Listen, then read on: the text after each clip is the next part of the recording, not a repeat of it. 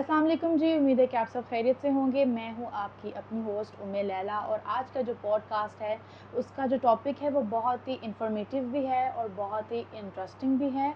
हमारे साथ आज मौजूद हैं पाकिस्तान के पहले सर्टिफ़ाइड म्यूज़िक थेरेपिस्ट, जो कि म्यूज़िक को इस्तेमाल करते हुए, म्यूज़िक से मदद हासिल करते हुए लोगों की मदद करते हैं और लोगों के नफ़सियाती मसाइल हल करते हैं। हाँ, आइए चलिए हम मिलते हैं सुहेल ख़ान से। अस्सलाम वालेकुम सर। वालेकुम अस्सलाम। उम्मीद करती हूँ कि आप खैरियत से होंगे। जी, अल्लाह का शुक्र ठीक-ठाक। तो हम अपनी गुफ्तगू का आगाज़ करते हैं जी, आज जी। के पहले सवाल से कि आप म्यूज़िक को कैसे डिफ़ाइन करते हैं? म्यूज़िक को बेसिकली डिफ़ाइन बहुत से लोगों ने बहुत मुख्तलिफ़ तरीक़े से किया हुआ है, लेकिन अगर हम एक बुकिश डेफ़िनेशन की बात करें या म्यूज़िक की बात करें तो it is about organising sounds in time, कि जब हम डिफरेंट साउंड्स को ऑर्गेनाइज करते हैं टाइम के साथ। टाइम मीन्स आपका रिदम जो है वो टाइम में आ जाती है, तो रिदम के साथ जब हम डिफरेंट साउंड्स को ऑर्गेनाइज करते हैं तो that makes music. So music is about organising sound in time. और इसी ऑर्गेनाइजेशन के साथ आप लोगों की जो प्रॉब्लम्स हैं उनको भी फर्दर हल करते हैं और उनका इलाज करते हैं। तो इसके बाद हम सर से पूछते हैं कि what is the difference between musicology and music therapy? अच्छा सवाल है आपका। बेसिकली म्यूज़िकोलॉजी और म्यूज़िक को बहुत सारे लोग समझते हैं कि ये एक ही तरह की कोई चीज़ है, हुँ, कि अगर किसी ने कुछ म्यूज़िकोलॉजी में किया हुआ है तो वो शायद म्यूज़िक थेरेपी भी हुँ, कर सकता है।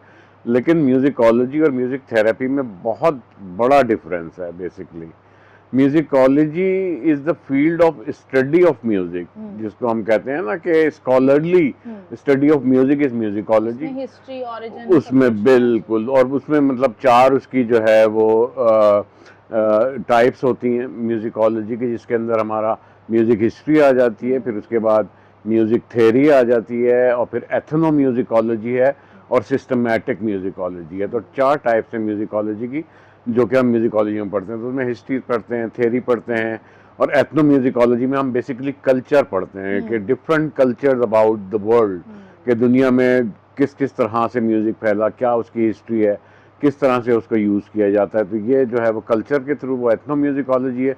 और फिर इसी की फोर्थ है सिस्टमैटिक। सिस्टमैटिक में हाँ, हम कह सकते हैं कि कुछ हम म्यूज़िक साइकोलॉजी की बात करते हैं, कुछ कॉग्निटिव इफेक्ट्स ऑफ म्यूज़िक की बात करते हैं। तो systematic musicology is a different field, but it is included in the musicology. हुँ। तो म्यूज़िकोलॉजी जो है वो स्टडी ऑफ म्यूज़िक है और म्यूज़िक थेरेपी जो है वो म्यूज़िक के ज़रिए लोगों का इलाज करना इलाज है। करना या इंशाअल्लाह। उनकी प्रॉब्लम्स जी, को जी। दूर करना। बेसिकली अगर हम डिफाइन करें सिर्फ एक सेंटेंस में म्यूज़िक थेरेपी को, तो music therapy is the structured use of music um, to achieve non musical goals. Non musical goals आपके कुछ भी हो सकते हैं, हुँ, डेली लाइफ के गोल्स भी हो सकते हुँ, हैं, कोई हेल्थ रिलेटेड गोल्स भी हो सकते हैं, एनीथिंग जो हुँ, है we can address with the music therapy. जो हमारा नेक्स्ट सवाल है कि म्यूज़िक थेरेपी स्टार्ट कैसे हुई? म्यूज़िक थेरेपी बेसिकली अगर हम एंशियंट टाइम्स में चले जाएं तो वहाँ भी म्यूज़िक को हीलिंग पर्पसेस के लिए यूज़ किया जाता था, अच्छा। एंशियंट टाइम के अंदर भी। तो उसमें जो है वो डिफरेंट साउंड्स को फॉर हीलिंग यूज़ करते थे वो। लेकिन अगर हम कॉन्टेम्प्रेरी म्यूज़िक थेरेपी जो इस वक्त दुनिया भर में राइज है, वो उसकी हिस्ट्री में जाएं तो वो इतने ज़्यादा हम दूर नहीं जाएंगे। जी। Post world war two, second world war के बाद जो है वो यूरोप में और अमेरिका के अंदर बहुत सारे हॉस्पिटल्स में कम्युनिटी म्यूजिशियंस ने बेसिकली हुँ, काम करना शुरू किया कि उनको किस तरह से हम ट्रॉमा से बाहर लेके आ हुँ, सकते हैं, जो कि एक वॉर का ट्रॉमा था हुँ, और लाखों करोड़ों लोग मर गए थे। हुँ, और जो हॉस्पिटल में लोग थे वो किसी का बाजू नहीं था, किसी हुँ, की टांग नहीं थी, और वो एक ट्रॉमा के अंदर थे। तो हुँ, उनकी हेल्प के लिए कुछ कम्युनिटी म्यूजिशियन ने हुँ, ग्रुप्स बनाए, और वो हॉस्पिटल्स में जाके उनके साथ म्यूज़िक जो है वो किया हुँ, करते थे, म्यूज़िक एक्टिविटीज़ किया करते थे, जिससे जो है वो लोगों को बेनिफिट होना शुरू हुआ। तो उसी चीज़ को लेते हुए फिर उसके बाद जब हम अगर बात करें कि जी एजुकेशन प्रोग्राम म्यूज़िक थेरेपी का कब बना, तो वो 1940 के अंदर मिशिगन स्टेट यूनिवर्सिटी ने पहला म्यूज़िक थेरेपी का प्रोग्राम बनाया, और उसके बाद से आज तक 1940 से आज तक जो है वो म्यूज़िक थेरेपी पूरी दुनिया में जो है वो पढ़ाई जा रही है। मतलब इन शॉर्ट के जो हमारी वर्ल्ड वॉर 2 थी, तब से जो है वो म्यूज़िक को एज़ अ हीलिंग थेरेपी, इसको एज़ अ जी हीलिंग जी इंस्ट्रूमेंट जी इसको जी यूज़ जी किया, जी इससे पहले। कॉन्टेम्प्रेरी म्यूजिक हाँ जी, थेरेपी हमारी जो है वो ठीक। 1940 के बाद जो है वो शुरू हुई है, हाँ जी। Post world war two. हाँ जी, और आपने हमें हमारी मालूमात में ये भी इज़ाफ़ा किया है कि एंशिएंटली म्यूज़िक को हीलिंग प्रोसेस के लिए ही यूज़ किया जाता था, मगर हमने जो देखा है कि वो जो हम हिस्ट्री देखते हैं, हमने तो वो दरबारों में और महलात में, और वो हमने तो वो बादशाहों के जो उनके होते थे, हमने तो वही सुना है कि वहाँ ही गाना बजाना होता था, दरबारी म्यूज़िक वगैरह। मगर जो बेसिकली इसका पर्पस था वो यही था कि इससे लोगों की मदद की जाए। बिल्कुल। जो नेक्स्ट हमारा सवाल है वो ये है कि what are the main objectives of music therapy? जिस तरह से बात हमने की कि अचीविंग नॉन म्यूजिकल गोल्स, हम्म, तो नॉन म्यूजिकल, अब म्यूजिकल गोल तो ये है कि जी आप अगर कोई जो है वो सिंगिंग कर रहे हैं या कोई इंस्ट्रूमेंट प्ले करना सीख रहे हैं, तो ये आपके एक म्यूजिकल गोल्स हैं कि you are developing your music. Musicianship जी जी। बेसिकली, ठीक है ना। लेकिन म्यूजिक थेरेपी की जब हम नॉन म्यूजिकल गोल्स की बात करते हैं तो वो हेल्थ रिलेटेड हम्म आपके डेवलपमेंटल डोमेन्स हैं, जैसे हम्म आपके सारे। अब अगर हम बच्चों से स्टार्ट करें तो बच्चों के अंदर जितने भी उनके डेवलपमेंटल डोमेन्स हैं, जिसमें फिजिकल, मेंटल, हम्म साइकोलॉजिकल, सोशल, इमोशनल हम्म और तमाम जितने भी गोल्स होते हैं उनके, तो वो कॉग्निटिव जो है वो तमाम हम्म, चीज़ें जो है वो हम थ्रू म्यूज़िक थेरेपी जो है वो डेवलप कर सकते हैं। तो ठीक इसी है। तरह से बहुत सारे बच्चे ऐसे होते हैं जो कि थोड़े से स्लो होते हैं, हम्म या कुछ बच्चे ऐसे होते हैं जिनको कोई साइकोलॉजिकल इशू होता है, या बहुत सारे बच्चे ऐसे होते हैं जिनको डिसऑर्डर्स होते हैं, हम्म, जिसको हम न्यूरोलॉजिकल जी जी। डिसऑर्डर्स करते हैं। तो न्यूरोलॉजिकल डिसऑर्डर से लेकर और एक नॉर्मल मेन स्ट्रीम स्कूल्स की जो प्रॉब्लम्स हैं, वो तमाम की तमाम प्रॉब्लम्स जो हैं वो थ्रू म्यूज़िक थेरेपी एड्रेस की जा सकती हैं। ठीक हो गया।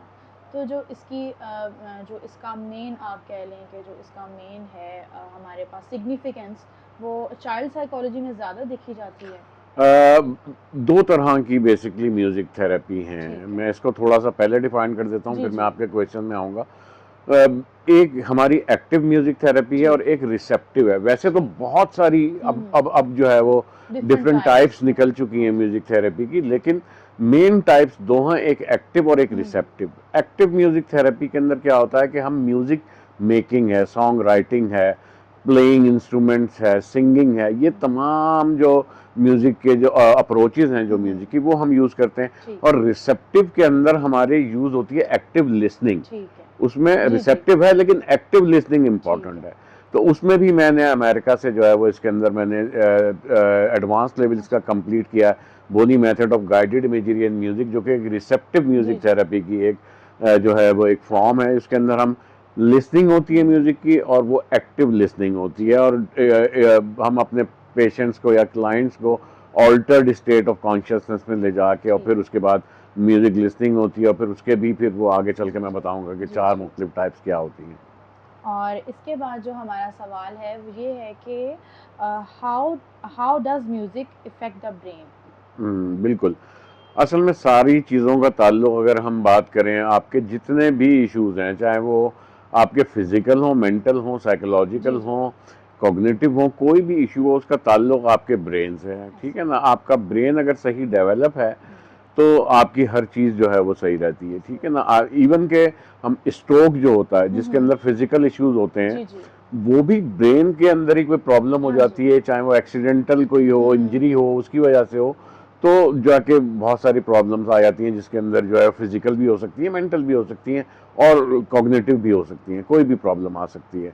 तो म्यूजिक थेरेपी बेसिकली इन तमाम एरियाज को देखती है, ठीक है ना, इन तमाम एरियाज को देखती है, और हम किसी भी डोमेन के अंदर थ्रू म्यूजिक और थ्रू म्यूजिक एक्टिविटीज जो है वो हम काम कर सकते हैं। ठीक हो गया। और इसके बाद हमारा ये सवाल है कि म्यूजिक थेरेपी में म्यूजिक को कैसे यूज किया जाता है? बिल्कुल ठीक। बेसिकली अब जो लास्ट सवाल था उसी को मैं कंटिन्यू करूंगा यहाँ पे। बेसिकली म्यूजिक थेरेपी को हम किस तरह से यूज कर सकते हैं, इसका ताल्लुक भी ब्रेन से है ठीक है। बेसिकली, ठीक है ना। अगर हम आज से कोई 20-25 साल पहले चले जाएं, लाइक 2000 या उससे पहले की बात करें, तो दुनिया भर में जितनी भी म्यूजिक पे या म्यूजिक थेरेपी पे रिसर्च हुई है, उसके अंदर ये कहा जाता था कि जी music is your right hemisphere activity, क्योंकि वो ठीक है। क्रिएटिव ब्रेन आपका राइट हेमिस्फीयर ठीक है। में होता है। जी। तो वहां से creativity, music is a creative activity, तो लोग समझते थे कि म्यूजिक जो है वो एक क्रिएटिव एक्टिविटी जी। है, सिर्फ राइट हेमिस्फीयर में ही ठीक प्रोसेस है। होती है। लेकिन उसके बाद बहुत सारी रिसर्च हुई है। 2005 टू 7 एक रिसर्च बहुत मशहूर हुई और उसके ऊपर एक बुक भी लिखी गई, this is your brain on music, doctor Daniel Levitin की ये रिसर्च थी और उन्होंने मैगिल यूनिवर्सिटी कनाडा से ये रिसर्च की है। और एक और बुक थी जो कि म्यूजिकोफेलिया के नाम से डॉक्टर ओलिवर सैक्स, अमेरिकन साइकोलॉजिस्ट थे, उन्होंने की, न्यूरो साइंटिस्ट थे ये दोनों। तो उन्होंने जब रिसर्च की तो उन्होंने सारा MMR, EEG, MRIs और वो तमाम टेस्ट किए वाइल लिसनिंग टू म्यूजिक और while involving any music activity. तो वहाँ से उनको ये पता चला कि म्यूजिक सिर्फ राइट हेमिस्फीरिक एक्टिविटी नहीं है, म्यूजिक आपके पूरे ब्रेन को साइमल्टेनियसली एक्टिवेट करती है। आपका राइट हेमिस्फीयर, लेफ्ट हेमिस्फीयर, आपकी ब्रेन की 4 लॉब्स होती हैं, वो चारों लॉब्स जो हैं वो थ्रू म्यूजिक एक्टिवेट हो रही होती हैं। तो इसी चीज़ को लेते हुए म्यूजिक थेरेपी में मज़ीद जो है वो इम्प्रूवमेंट्स आई और कि ब्रेन को किस तरह से जो है वो हम गाइड कर सकते हैं थ्रू म्यूजिक, डिफरेंट एक्टिविटीज़। उसी के बाद फिर वो रिसेप्टिव और वो तो एक्टिव और रिसेप्टिव म्यूजिक थेरेपी की अप्रोच जो है वो वजूद में आई। तो वो सारी चीज़ें क्योंकि ताल्लुक़ इसका सारा ब्रेन से ही है, तो इसी तरह से हम जो है वो इन तमाम चीज़ों को डिफरेंट एलिमेंट्स को लेके जो है वो डिफरेंट इश्यूज़ के साथ कनेक्ट करते हैं और फिर उसके साथ हम जो है वो अपनी ट्रीटमेंट प्लान करते हैं। जो म्यूज़िक थेरेपी का प्रोसेस है जिसके अंदर आप कोई इंस्ट्रूमेंट्स वगैरह यूज़ करते हैं या म्यूज़िकल इक्विपमेंट्स होते हैं, या उसको किस तरह से कंडक्ट किया जाता है?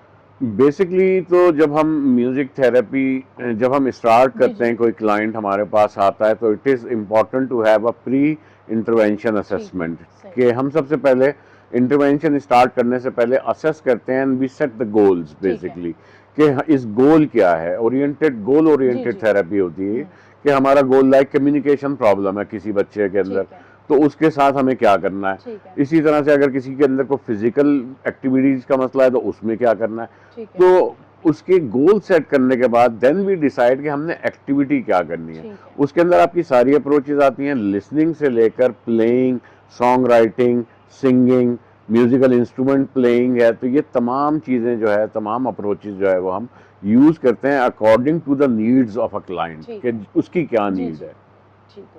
नेक्स्ट हमारा सवाल है कि म्यूज़िक थेरेपी जो है क्या वो सबके लिए इक्वली अप्रोप्रिएट होती है? बिल्कुल इक्वली अप्रोप्रिएट है फॉर एवरीवन, चाहे वो एक नॉर्मल आम इंसान हो, उसके साथ भी जो है वो हम म्यूज़िक थेरेपी की जा सकती है फॉर डिफरेंट पर्पसेस। और जो है वो अगर कोई एक ऐसा शख्स जिसके साथ कोई प्रॉब्लम है, चाहे फिजिकल हो, मेंटल हो, साइकोलॉजिकल हो, कोई भी इशू हो, उसके साथ भी हम म्यूजिक थेरेपी यूज कर सकते हैं। तो इट डिपेंड्स के जो है वो आपके गोल्स क्या हैं, उस गोल के हिसाब से हर एक के लिए हम म्यूजिक थेरेपी को यूज कर सकते हैं। मैं सवाल में इजाफा करती हूँ कि जैसे कुछ लोग होते हैं बहुत कम जिनको म्यूजिक पसंद ही नहीं होता या वो गाना सुनना ही नहीं चाहते हैं, या हमारे कुछ ऐसे ख़ास तबके हैं जो कि म्यूज़िक को हराम समझते हैं। अगर उनको कोई ऐसी ज़हनी बीमारी हो गई है जिसका इलाज हो ही म्यूज़िक थेरेपी से सकता है और वो टॉलरेट ही नहीं कर रहे आपके साथ, तो फिर आप क्या करेंगे? देखें, सबसे पहले तो एक्सेप्टेंस इज़ वेरी इंपॉर्टेंट कि आप एक्सेप्ट करें कि जी ये चीज़ जो है वो क्या है और कैसी है, ठीक है ना। अगर आप, अब मैं उसकी इन डेप्थ डिटेल में नहीं जाऊंगा कि लोगों की क्या परसेप्शन है regarding music and music therapy, लेकिन मैं आपको एक चीज़ ज़रूर बताऊंगा, आगे फिर लोगों का अपना जो है वो पॉइंट ऑफ व्यू होगा सोचने का कि वो क्या सोचते हैं। The first thing is the basic element of music is rhythm, ठीक है ना। सबसे बेसिक म्यूजिक का एलिमेंट है रिदम। आप मुझे बताएं कि मैं इस कायनात में से, इस यूनिवर्स में से रिदम निकाल दूंगा कि ये कायनात खड़ी रह सकती है? बिल्कुल नहीं। तो ये चीज, ये परसेप्शन है कि हम कौन सा म्यूजिक, अब हम कोई वल्गर म्यूजिक तो यूज नहीं कर रहे हैं, हम तो एक just we are using sounds, organise sounds basically.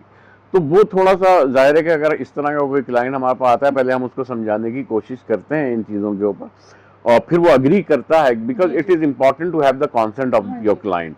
जब क्लाइंट कॉन्सेंट देता है कि जी हमारे साथ आप ये काम शुरू करें, तो फिर हम शुरू करते हैं। ठीक हो गया। अगला हमारा सवाल है कि how music therapist use different elements of music. बिल्कुल, जैसे मैंने अभी बताया अप्रोचेस के बारे में, ठीक है ना, कि हम डिफरेंट अप्रोचेस क्या है, सिंगिंग एक अप्रोच है, प्लेइंग इंस्ट्रूमेंट ठीक एक है। अप्रोच है, सॉन्ग राइटिंग एक जी, अप्रोच जी। है, ये अप्रोचेस हैं कॉम्पोज़िशन आपकी, वगैरह। ठीक है ना, जी, जी। कॉम्पोजिशन एक अप्रोच है। जी। तो ये अप्रोचेस हैं। अब आप बात कर रही हैं एलिमेंट्स जी। की, तो अगर हम एलिमेंट्स की बात करें तो जिस तरह बेसिक एलिमेंट बताया मैंने, रिदम है, जी। ठीक है, फिर उसके बाद मैंने जो सेकंड इंपॉर्टेंट एलिमेंट है दैट इज मेलोडी, ठीक है। ठीक है, रिदम एंड मेलोडी। मेलोडी।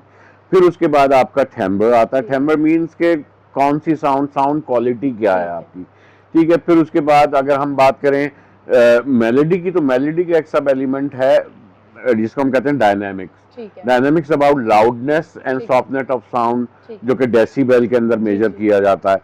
फिर उसके बाद म्यूजिकल फॉर्म है, फिर उसके बाद और डिफरेंट म्यूजिकल एलिमेंट्स हैं जिनको हम डिफरेंटली यूज करते हैं in in in our process of music therapy. ठीक कि है। जिस तरह अगर फर्ज करें कि एक पेशेंट है स्ट्रोक का और उसको जो है गेट का प्रॉब्लम है, वो ठीक है। चल नहीं सकता जी, वो जी। ठीक तरह से, ठीक है प्रॉपर्ली। ना, प्रॉपरली।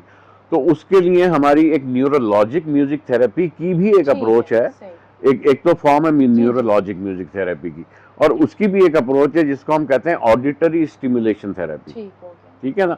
तो ऑडिटरी स्टिमुलेशन थेरेपी के अंदर जो है हम रिदम जो है जी, वो जी। यूज करते हैं, ठीक है। रिदमिक स्टिमुलेशन भी कान को उसको रिदम कहते में हैं। लाने के लिए। उसको बिकॉज देखिए जी, जी। हमारे ब्रेन का एक पार्ट होता है जिसको हम कहते हैं बेल्ट, और उसी का एक सब पार्ट है, हम कहते हैं पैराबेल्ट। ठीक है। तो जो भी रिदमिक आपकी जो अपनी इंटरनल रिदम है, आपकी जो अपनी टाइमिंग है, जी, जी। वो बेल्ट और पैराबेल्ट के अंदर जो है वो प्रोसेस हो रही ठीक होती है। सही। और एज आई टोल्ड यू कि music activate all your brain, जी। तो म्यूजिक की जितनी भी रिदम्स है वो बेल्ट और पैराबेल्ट में जो है वो हो रही ठीक है। होती है प्रोसेस। सही। तो इसी तरह उसको जिसका प्रॉब्लम है चलने का, तो उसके लिए हम स्लो टेम्पो से शुरू करके, चाहे वो गिटार के ऊपर एक रिदम प्ले कर रहे हैं या हम कोई मेट्रोनोम प्ले कर रहे हैं, उसको आहिस्ता आहिस्ता आहिस्ता उसकी ब्रेन का जो बेल्ट और पैराबेल्ट जो उसकी उसकी अपनी नेचुरल रिदम है उसके साथ हम मैच करते हैं। ठीक। और Aahista Aahista with in 3 4 5 session, Parkinson के पेशेंट या ऐसे पेशेंट जो स्ट्रोक की वजह जी, से जी। जिनको चलने फिरने का प्रॉब्लम है, तो उनमें बहुत ज़्यादा इम्प्रूवमेंट देखी जाती ठीक है। हो गया। अब हम आपसे पूछेंगे कि रिदम और टेम्पो में क्या फ़र्क होता है? बेसिकली टेम्पो जो है वो रिदम का सब एलिमेंट है। ठीक है। रिदम एक बेसिक एलिमेंट है ठीक जिस है। तरह मैंने आपको बताया, और इसका जो यूनिट है रिदम का जी, वो जी। है बीट, ठीक ठीक है ना। बीट जो है वो रिदम का उसमें काउंट किया यूनिट है, जी, जी। हाँ, ठीक है ना। और फिर वो रिदम, और फिर tempo is about the speed of music, ठीक है। कि वो कितना फास्ट है ठीक या कितना स्लो है, ठीक और उसको मेजर करते हैं हम बीट्स पर मिनट। ठीक हो। जिसी तरह मैंने अभी बताया ना आपको कि हम रिदमिक स्टिमुलेशन थेरेपी यूज जी, करते हैं जी। फॉर गेट पेशेंट, जी, जी। तो उसके लिए हम बिल्कुल 50 40 50 के टेम्पो बीट ठीक। पर मिनट से शुरू करते हैं, ठीक है। और आहिस्ता आहिस्ता उसको 100 तक हम ले आते हैं, जो कि एक नॉर्मल वॉकिंग टेम्पो कहलाता है। जो हमारा आखिरी सवाल है वो ये है कि how can we use music therapy for psychological issues? बिल्कुल। अब यहाँ पे साइकोलॉजिकल इश्यूज, अब जिस तरह से मैंने आपको 2 टाइप्स बताई थी, एक एक्टिव और एक रिसेप्टिव म्यूजिक थेरेपी। तो मैंने एक्टिव में यूनिवर्सिटी ऑफ लंदन से जो जी। है वो सर्टिफिकेशन की हुई है एक्टिव म्यूजिक थेरेपी में, और स्पेशली नॉर्ड ऑफ रॉबिन्स जिसको हम क्रिएटिव म्यूजिक थेरेपी भी कहते हैं उसके अंदर।